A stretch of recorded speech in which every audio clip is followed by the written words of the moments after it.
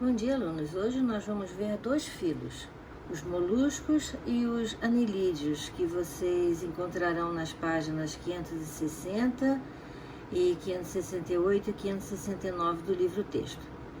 Vamos ver primeiro o filo dos moluscos, ok?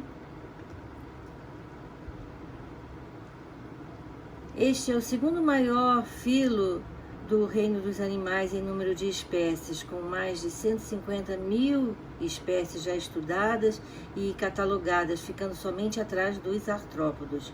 São animais de corpo mole, protegidos geralmente por uma concha calcária. Existem moluscos de terra firme, mas a maioria do mar e também em águas doces. São exemplos de moluscos as ostras, os mexilhões, as lesmas e os polvos. Eles são triblásticos de simetria bilateral, protostômios e apresentam uma novidade evolutiva muito importante, o celoma. E por isso eles são classificados como celomados. O celoma é aquela cavidade sobre a qual eu já falei, né? Ela é totalmente revestida, isso é, interna e externamente por mesoderma. Historicamente, os moluscos já foram classificados juntamente com os nematódios e até com anelídeos, porém em 1798 foram separados em um filo só para eles. Graças às suas conchas, que são resistentes à degradação e se preservam ao longo do tempo, eles deixaram registros fósseis muito expressivos há 600 milhões de anos. Apresentam grande diversidade de forma, porém 3 partes são possíveis de se identificar em todas as espécies: a cabeça, o pé e o saco visceral. Dependendo da classe, algumas dessas partes são mais ou menos desenvolvidas, o que reflete uma adaptação a um modo de vida particular. Por exemplo, os gastrópodos, como caramujos e caracóis, têm a cabeça bem desenvolvida. Já os cefalópodos, lulas e polvos, têm a cabeça reduzida e nos bivalvos, mexilhões e ostras, ela é quase inexistente. Na cabeça estão os órgãos sensoriais e então, para animais que buscam ativamente o alimento, como os gastrópodos, ela é muito importante, o que não acontece com animais sésseis, filtradores, como os bivalvos. O pé é uma estrutura musculosa com diversas funções: caminhar, cavar, capturar presas ou se fixar a substratos. O saco ou massa visceral é onde se alojam os órgãos internos. Seu revestimento, denominado manto ou pálio, é uma dobra da epiderme que é responsável pela produção da concha. Em muitos moluscos, o manto se prolonga e forma a cavidade do manto ou cavidade palial, onde se abre o ânus e os poros excretores. Vamos ver agora as classes de moluscos. Os principais critérios para a classificação dos moluscos é a presença e a forma da concha, bem como o desenvolvimento relativo da cabeça, do pé e da massa visceral. Temos 7 classes, porém vamos ver só as 3 mais importantes, que são bivalves, gastrópodos e cefalópodos. Além dessas 3, também temos as classes aplacophora, monoplacophora, poliplacophora e escapópoda. A classe bivalva pode apresentar animais marinhos e também de água doce. O termo bivalvo vem do fato de apresentar uma concha formada por 2 válvulas que se articulam em uma espécie de dobradiça elástica. Quem já tentou abrir uma ostra sabe bem que essa dobradiça é bem forte e resistente. A classe gastrópoda é a que apresenta maior número de espécies e diferentes hábitats, sendo a única que tem representantes marinhos, de água doce e também terrestre. São exemplos de gastrópodos as lesmas, que não têm concha, e os caracóis, que têm concha espiralada. O pé desses moluscos é bem desenvolvido e é utilizado na locomoção. Uma glândula que está localizada na posição inferior à boca secreta um muco viscoso sobre o qual o pé desliza, graças às ondas de contração de sua musculatura.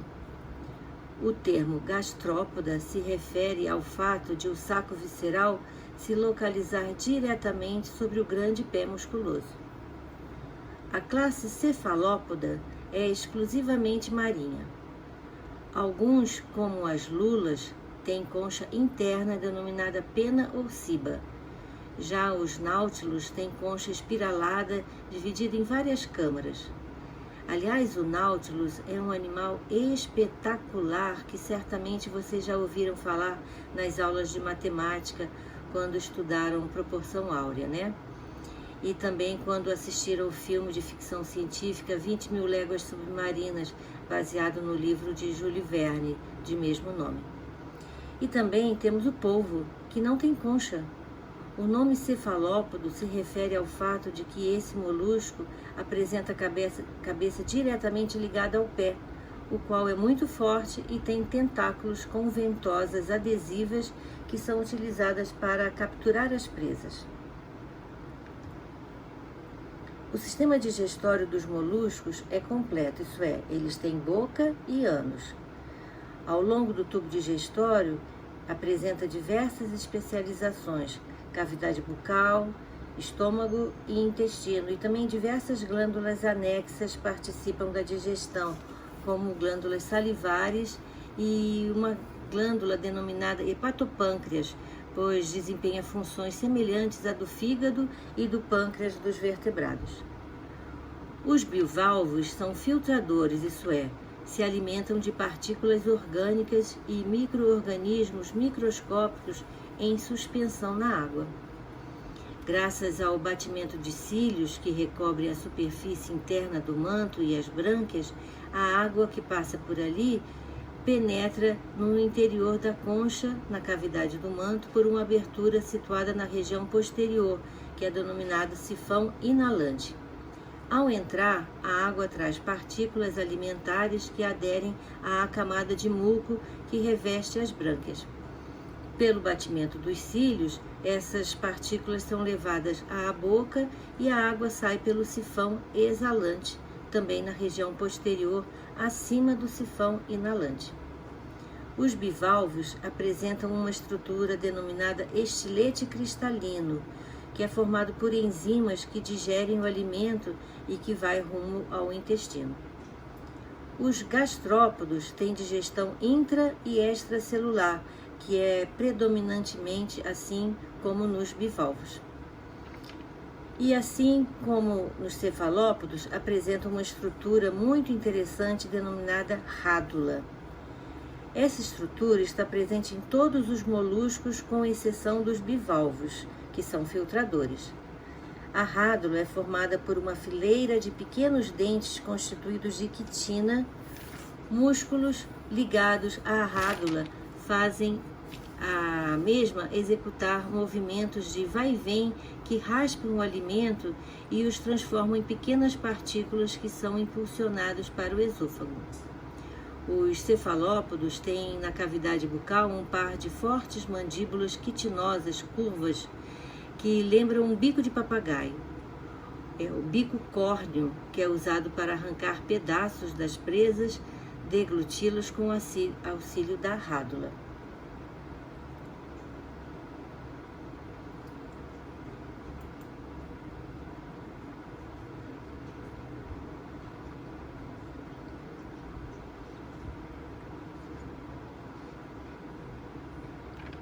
Um vídeo para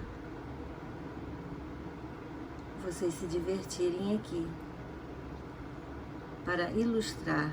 Veja o grande pé desse animal e sua boca, e aqui a rádula. Ela parece um triturador, não parece? Aqueles trituradores que a gente coloca na pia.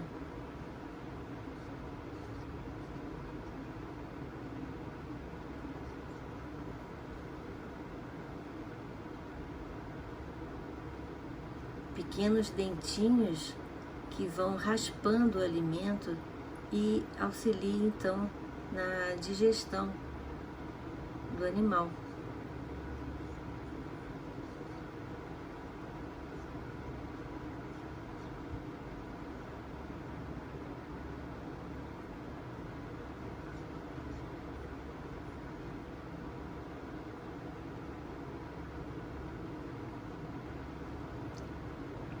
Lindo, né? Os moluscos apresentam uma novidade evolutiva, que é o sistema circulatório, que é responsável pelo transporte de nutrientes e de oxigênio a todas as células do corpo e também pelo recolhimento de gás carbônico e dos resíduos gerados no metabolismo celular. Temos dois tipos de sistema circulatório, aberto e fechado. O sistema circulatório aberto, também chamado de lacunar, o sangue circula em parte e em vasos e sai para espaços entre as células, chamadas hemocélios. O fluxo é lento e corre sob baixa pressão. É formado por um coração musculoso dorsal, artérias, veias e as hemocelas, desculpe. O coração fica alojado em uma cavidade cheia de líquido, a cavidade pericárdia, que é o que restou do celoma embrionário.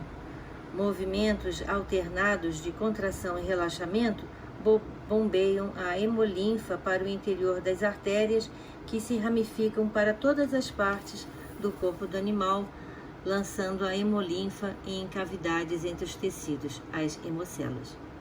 Aí há a troca de oxigênio do líquido para as células e dos resíduos metabólicos das células para o líquido. Das hemocelas, o líquido volta ao coração, passando antes pelos órgãos respiratórios, onde ele é oxigenado. O líquido sanguíneo de gastrópodos e cefalópodos possui hemocianina, que é uma proteína que contém cobre e adquire cor azul quando associado ao oxigênio. Quando ela está desoxigenada, ela é incolor. Os bivalvos têm sistema circulatório aberto, assim como os gastrópodos, e os cefalópodos têm sistema circulatório fechado. No sistema circulatório fechado, encontrado nos cefalópodos, o sangue circula exclusivamente por vasos.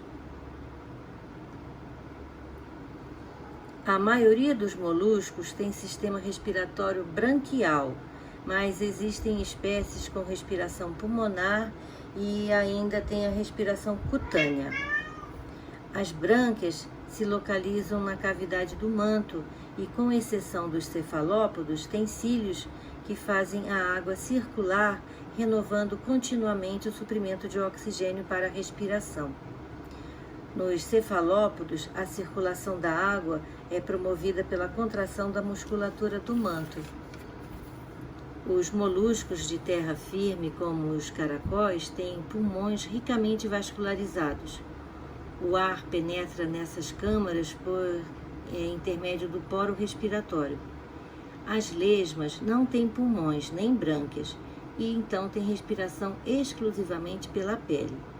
Por isso aquela história de jogar sal na lesma causa sua morte. Por ter respiração cutânea, sua pele deve estar sempre modificada. Como o sal absorve a água, a pele se resseca e a lesma morre, porque não consegue mais respirar. Uma curiosidade é que os hospedeiros intermediários do esquistossoma, aquele planorbídeo, têm respiração pulmonar e, apesar de viverem na água, devem vir com frequência à superfície para respirar. A excreção é realizada por um par de metanefrídeos, cujas aberturas ciliadas retiram as excreções da cavidade pericárdia e as elimina do corpo por meio de poros excretores que se abrem na cavidade do manto. O sistema nervoso é composto por alguns pares de gânglios nervosos, onde estão as células nervosas. Os gânglios são ligados entre si por cordões nervosos. Os principais gânglios estão na região da cabeça, sobre o tubo digestório. Os cefalópodos possuem um grande gânglio cerebroide semelhante ao encéfalo que lhes permite a execução de atividades elaboradas, como vamos ver a seguir. O sistema sensorial varia nos diferentes grupos. Os bivalvos, por exemplo, têm terminações nervosas no manto capazes de perceber o toque. Algumas espécies têm receptores de luminosidade, mas não formam imagens, além de órgãos sensoriais que indicam as características químicas da água. Os cefalópodos e os gastrópodos têm olhos bem desenvolvidos. Os cefalópodos podem formar imagem e isso permite que lulas e polvos sejam predadores muito eficientes. Os cromatóforos são células tegumentares especializadas com muitas projeções citoplasmáticas que lhes conferem aspectos dendríticos e são responsáveis por sintetizar e armazenar pigmentos que refletem a luz, conferindo-lhes cor. Essas células se expandem ou se contraem para mudar a cor ou o contorno da pele, para igualar-se ao fundo do ambiente e também ajudam o cefalópodo a atrair um parceiro e a se comunicar com eles. Vamos assistir a esse vídeo espetacular que mostra essa característica tão interessante do polvo.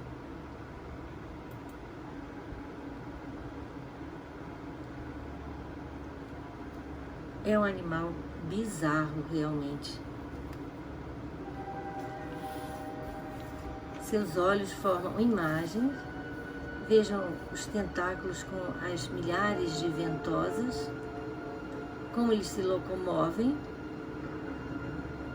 capturam seu alimento. E eles podem imitar o ambiente onde estão. Olha, eles assumem a cor e até a textura do ambiente. Olha como eles se confundem com o ambiente. Espetacular mesmo. Por eles não terem nem um pedacinho de osso, eles passam pelos espaços mais incríveis do mundo, né? Bem pequenininho. Essa aqui foi uma brincadeira que fizeram, acho que foi na Copa, não me lembro qual Copa, que dizia que o povo acertava o resultado dos jogos. Isso é uma bobagem, né? E ele aprende, ele é capaz de abrir a tampa do vidro e para pegar a sua presa.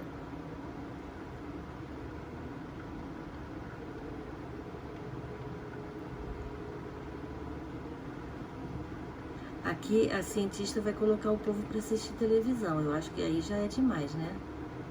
Mas parece que ele está assistindo mesmo, olha.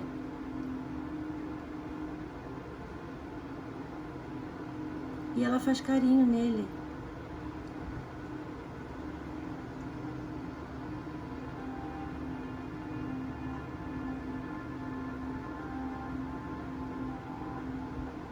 Parece que ele está se comunicando com ela, não é?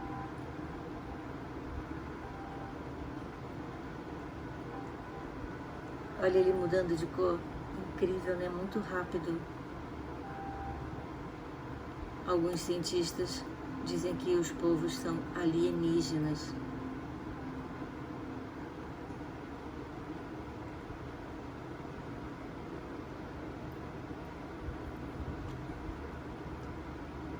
Um outro truque que lulas e polvos podem dispor para fugir de seus inimigos é a bolsa de tinta, que contém uma substância escura que confunde temporariamente o agressor e assim possibilita que ele escape. Essa substância é usada para a fabricação de um tipo de tinta especial denominada nanquim, que é usada em projetos arquitetônicos. Nos bivalvos pode acontecer um fenômeno espetacular resultando na formação de pérolas. Vamos ver agora como se dá a formação das pérolas. A concha da maioria dos moluscos é constituída principalmente por carbonato de cálcio e possui 3 camadas principais. A camada mais interna, diretamente em contato com a epiderme, e que a secretou, que é a camada nacarada ou naca, de aspecto liso e brilhante. A camada intermediária, mais espessa, denominada camada prismática, sendo formada por cristais de carbonato de cálcio dispostos perpendicularmente à concha. E a camada mais externa, a mais fina das três, é constituída principalmente por material orgânico, sendo chamada de camada orgânica ou periostra. Essa camada protege o calcário da concha, evitando que ele se dissolva devido à acidez da água do mar. Uma pérola se origina de algum objeto estranho, como por exemplo uma larva ou um grão de areia que se coloca entre a concha e o manto. A partícula estranha é englobada pelo manto, permanecendo em seu interior, envolta por uma camada de células epidérmicas que secretam sobre ela inúmeras camadas de nácar, originando a pérola. Vejam aqui na foto que essa ostra gigante pode formar várias pérolas ao mesmo tempo, mas o normal é formar uma de cada vez, porque se o manto for destruído, a pérola vai parar seu crescimento. Na China, há fazendas de pérolas, onde espécies de ostras são cultivadas e induzidas a produzir as pérolas. Visualmente, os dois tipos de pérolas são iguais, isto é, as que acontecem naturalmente e as artificialmente.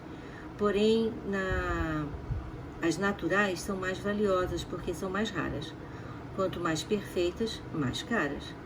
A pérola mais cara já encontrada foi numa praia do sul da Tailândia.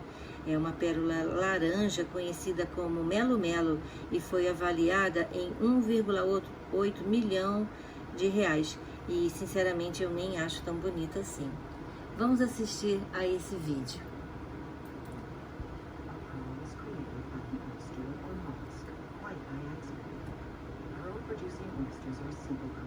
Então, uma larvinha vai penetrar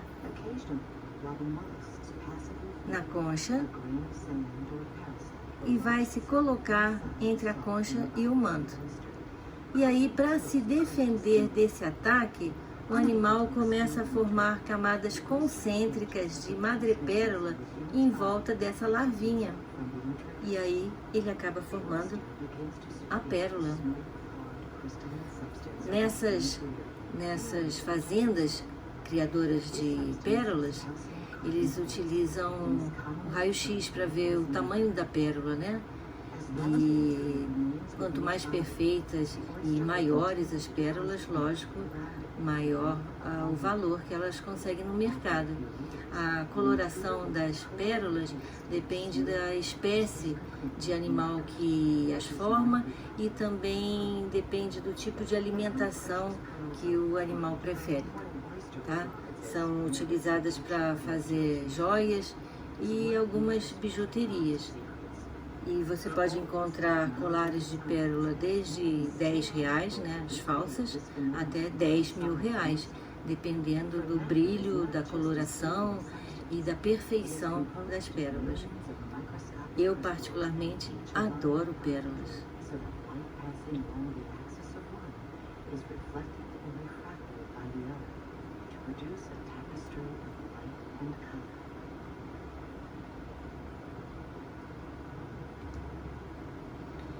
Os moluscos têm reprodução sexuada e temos desenvolvimento direto, como no caracol de jardim, e indireto com duas fases larvais, no caso das ostras. A maioria dos gastrópodos é monóica, cada animal apresenta uma única gônada hermafrodita chamada de ovoteste, que produz espermatozoides e óvulos. A cópula é recíproca, isso é, dois indivíduos sexualmente maduros encostam os poros genitais e cada um introduz seu pênis no poro genital do parceiro. Cada ovo guarda um gastrópodo semelhante aos pais. Os cefalópodos são dioicos, o macho usa um tentáculo especializado para colocar um pacote de espermatozoides na cavidade do manto da fêmea. Os ovos são fecundados dentro do corpo da fêmea e as mamães polvos vigiam seus ovos durante todo o desenvolvimento, que é direto. Os moluscos têm grande importância na culinária, na produção de nanquim, na produção de joias e bijuterias, como o hospedeiro intermediário de doenças, né, da esquistossoma, como eu falei nas aulas passadas, e também como pragas da agricultura, no caso do caracol e da lesma, que se alimentam das sementes de soja, por exemplo. Neste caso, são usados inseticidas à base de sal. Bem, alunos, vamos ver agora o próximo filo, os anelídeos. Eles são animais triblásticos de simetria bilateral, protostômios, celomados com sistema circulatório fechado. Como característica evolutiva, apresentam a metameria, isto é, o corpo dividido em segmentos ou metâmeros, que se repetem ao longo do comprimento. Vivem em solo úmido e ambiente de água doce e também no ambiente marinho. Vamos assistir esse vídeo que mostra a movimentação da minhoca, que será usada como exemplo de anelídeo. Vejam que ela se desloca por contrações musculares, se esticando e se encolhendo.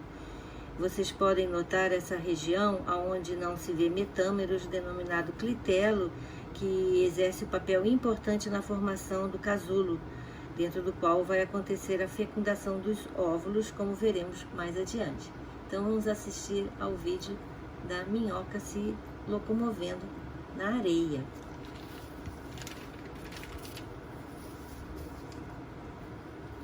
Veja que ela caminha como se estivesse encolhendo e esticando seus metâmeros. E essa região aqui, mais clara, é a região que eu falei que vai ser importante na reprodução. É a região do clitelo.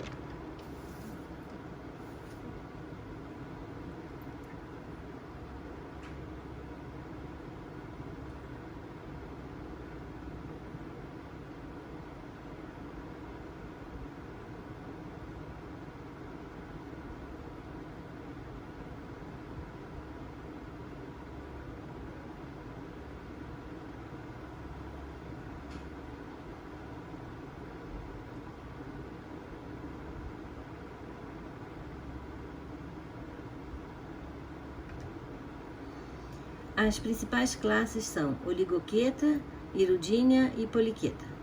Os oligoquetas apresentam grande diversidade de tamanho, desde 1 milímetro até 2 metros. Eles vivem em ambientes de água doce e em solo úmido. Têm poucas cerdas, que são projeções corporais rígidas, constituídas por quitina, que se apoiam no solo e facilitam a locomoção. Os hirudíneos não têm cerdas. São conhecidos popularmente como sanguessugas, pois são hematófagos. Têm 2 ventosas para fixação, uma ao redor da boca e outra na região oposta. Pela ação da musculatura da faringe, ela suga o sangue da vítima, que não coagula devido a uma substância anticoagulante produzida pelas glândulas salivares do animal. Os poliquetas têm muitas cerdas e também parapódios que auxiliam na locomoção. Diferente das minhocas, tem cabeça diferenciada com vários apêndices sensoriais. A maior parte vive no mar e rasteja pelo fundo à procura de alimento ou enterrados em tubos na areia.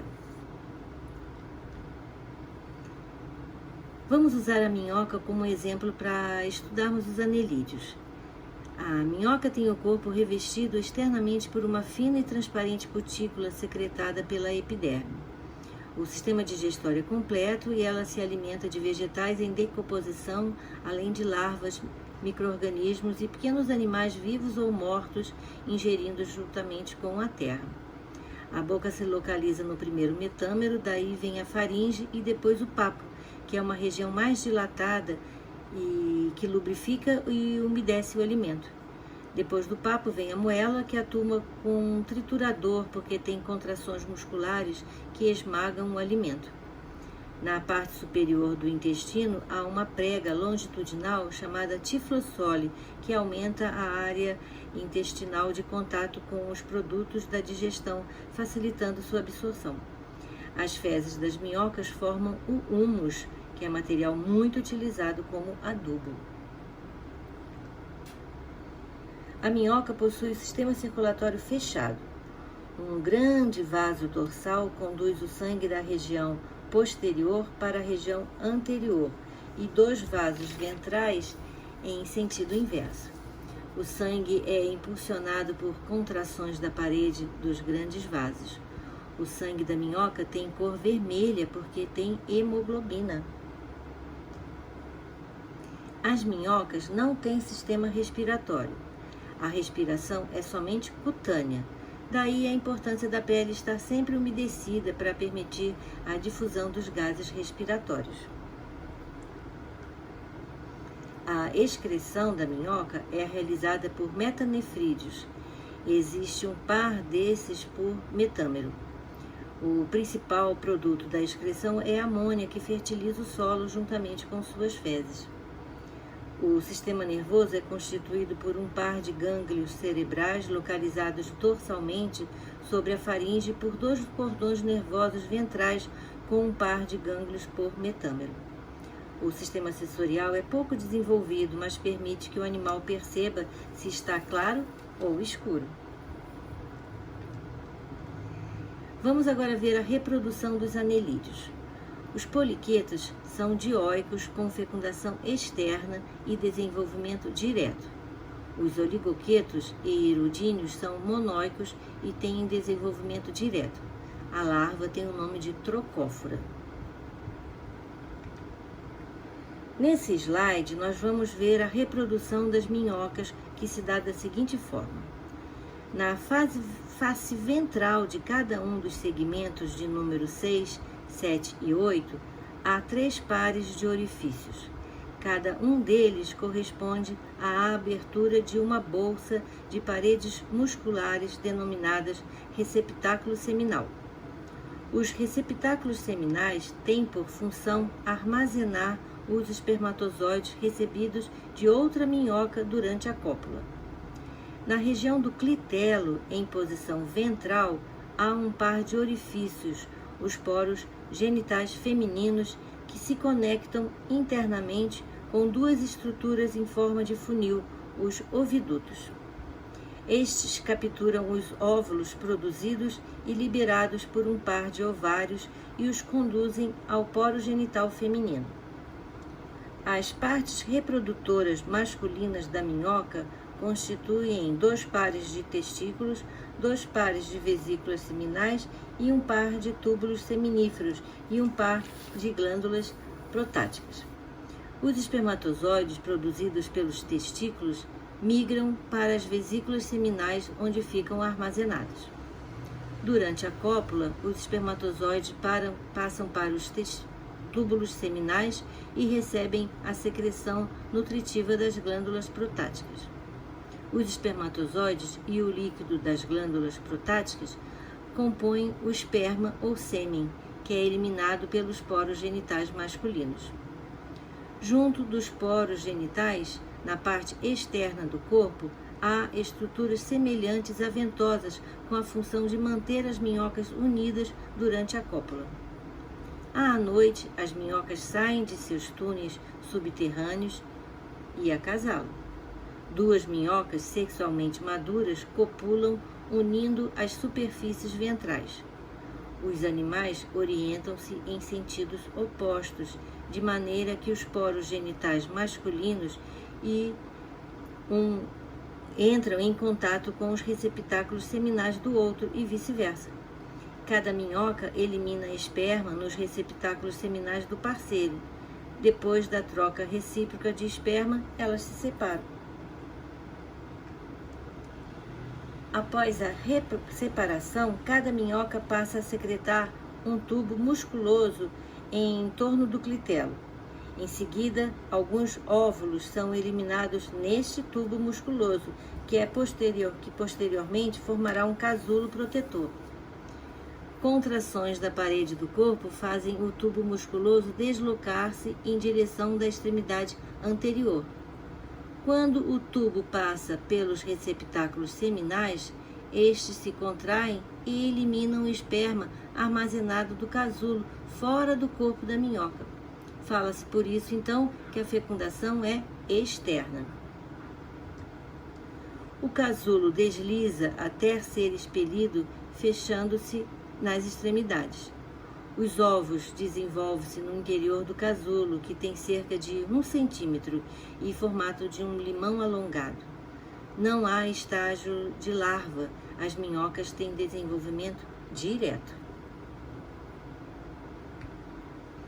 As minhocas são de grande importância para a agricultura, porque produzem o humus e, principalmente, com o seu caminhar, elas facilitam a circulação do ar e a infiltração da água, arejando e afofando a terra. Por isso se diz que as minhocas são arados naturais e as amigas do agricultor. Bem, alunos, por hoje é só. Até a próxima aula, quando nós veremos os artrópodos.